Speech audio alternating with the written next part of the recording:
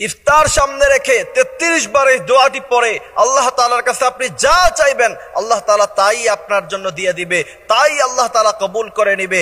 আল্লাহর নবী সাল্লাল্লাহু আলাইহি সাল্লাম বলছেন, মানুষ যখন ইফতার সামনে রাখে কিন্তু সেই ইফতার গ্রহণ করে না, তার সামনে খেজুর, আলুর চপ, পেঁয়াজু সব ধরনের খাবার সুন্দরভাবে সাজানো, কিন্তু সে খাবার খাচ্ছে না, পেটের মধ্যে প্রচন্ড পরিমাণে ক্ষুধা, এই অবস্থাটা, এই সময়টাতে আল্লাহ তাআলা ফেরেশতাদেরকে প্রশ্ন করে, ফেরেশতারা, আমার বান্দারা পেটের মধ্যে ক্ষুধা নিয়ে, সামনে খাবার নিয়ে কিসের ভয়ে তারা খাবার গ্রহণ করছে না?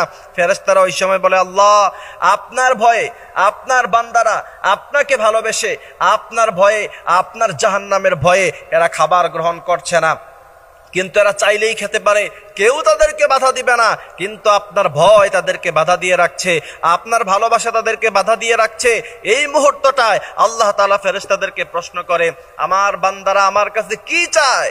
তারা যা চাইবে আমি আল্লাহ সুবহানাহু ওয়া তাআলা তাদেরকে তা দিয়েই ভরপুর করে দিব। সুবহানাল্লাহি ওয়া বিহামদিহি সুবহানাল্লাহিল আযীম। কত সুন্দর কথা, কত চমৎকার কথা। আল্লাহর হাবিব বলছেন, এই সময় দোয়া করলে সাথে সাথে আল্লাহ তাআলা দোয়া কবুল করে নেয়। বাইনাল আযান ওয়াল ইকামা, এই মধ্যখানে আযান এবং ইকামতের মধ্যখানে দোয়া করলে দোয়া কবুল হয়। তারপরে খতিব সাহেবের খুতবার মাঝখানে যেই সময়টা বসে, ওই সময়টা বসলে দোয়া করলে দোয়া কবুল হয়। কিন্তু ইফতার সামনে রেখে এটা হচ্ছে অত্যন্ত গুরুত্বপূর্ণ সময়। আল্লাহ তাআলা তখন দোয়া কবুল করার জন্য বসে থাকে, কারণ বিষয়টা খুবই আপনার গুরুত্বপূর্ণ বিষয়, যা আপনার পেটে ক্ষুধা, সামনে খাবার, তাও খাচ্ছেন না। কার ভয়ে? অদৃশ্য এক সত্তার ভয়ে আপনি ভয় পাচ্ছেন, তার ভালোবাসায় আপনি খাবার খাচ্ছেন না। আল্লাহ তাআলা এই সময় দোয়া কবুল করে। কিন্তু এই সময় আল্লাহর হাবিব সাল্লাল্লাহু আলাইহি সাল্লাম বলছেন, ইফতার সামনে রাখা, ইফতারের টাইম হওয়ার আগ পর্যন্ত তুমি পড়বা, ইয়া ওয়াসিআল ফাদলি ইগফিরলি, ইয়া ওয়াসিআল ফাদলি ইগফিরলি। এই দোয়াটা কমসে কম আপনারা 33 বার পড়বেন। এরপরে আপনারা হেলায় দোলায় সময় না কাটিয়ে, দুষ্টামি না করে, গল্প গুজব আড্ডাবাজি না করে ওই সময় আল্লাহ তাআলার কাছে দোয়া করবেন, আল্লাহ, আপনি আমারে মাফ করে দেন, আপনি আমাকে সম্মান দেন, আপনি আমাকে রিজিক দেন, আপনি আমাকে সমৃদ্ধ করে দেন, আপনি আমাকে ধন সম্পদের মালিক বানায়া দেন। আল্লাহ তাআলা অবশ্যই আপনার দোয়াটা কবুল আর মঞ্জুর করে নিবে, কারণ আল্লাহর হাবিব বলছেন ওই সময় দোয়া কবুল হয়। এই জন্য ওই সময় আমরা আল্লাহ তাআলার শিখানো দোয়াগুলি পড়ব। রব্বানা যালামনা আনফুসানা ওয়া ইল্লাম তাগফির লানা ওয়া তারহামনা লানাকুনান্না মিনাল খাসিরিন। আমরা আল্লাহর কাছে বলবো, ইয়া রাজ্জাক, হে আপনি রিজিকের মালিক, আপনি আমাকে রিজিক দেন, আপনি আমাকে ধনী বানান। এই সমস্ত দোয়াগুলি আমরা আল্লাহ তাআলার কাছে করব।